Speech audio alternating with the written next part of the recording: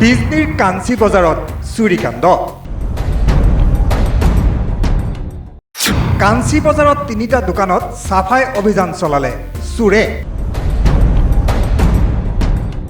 চিৰাং জিলাৰ বিজনীৰ বল্লমগুৰি আৰক্ষী নিৰীক্ষণ চকীৰ অন্তৰ্গত বাটাবাৰী কাঞ্চি বজাৰত যোৱা নিশা 3টা দোকানত চুৰিকাণ্ড সংঘটিত হয়। বজাৰখনত থকা ভৰতৰাজ ষ্ট'ৰ, গোৰ্খা হাৰ্ডৱেৰ, ঘোষ মেডিকেলত সংঘটিত হয় চুৰিকাণ্ড। ভৰতৰাজ ষ্ট'ৰৰ পৰা যোৱা নিশা কম্পিউটাৰ, নগদ ধনৰ উপৰিও বিভিন্ন সামগ্ৰী চুৰি হয়। দোকানখনৰ পৰা প্ৰায় 1.5 লক্ষাধিক টকাৰ সামগ্ৰী চোৰে চুৰি কৰি লৈ যায় বুলি জানিবলৈ দিয়ে দোকানখনৰ স্বত্বাধিকাৰীয়ে। লগতে গোৰ্খা হাৰ্ডৱেৰত পানীৰ মটৰ 3টা, মোবাইল ফোন 1টা আৰু দোকানত থকা বিভিন্ন সামগ্ৰী মিলি প্ৰায় 50,000 টকাৰ সামগ্ৰী চোৰে চুৰি কৰি লৈ যায়।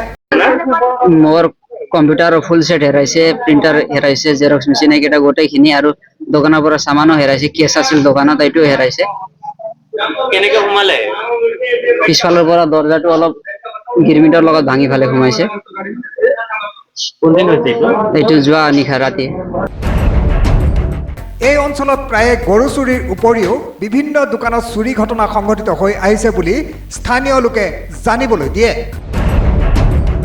ঘটনাস্থলীত বল্লমগুৰি আৰক্ষী চকীৰ আৰক্ষী উপস্থিত হৈ ঘটনাৰ বুজ লোৱাৰ লগতে অব্যাহত ৰাখিছে তদন্ত। চিৰাঙৰ পৰা বৰ্ণালী তালুকদাৰ, এনালাইচিছ 24/7।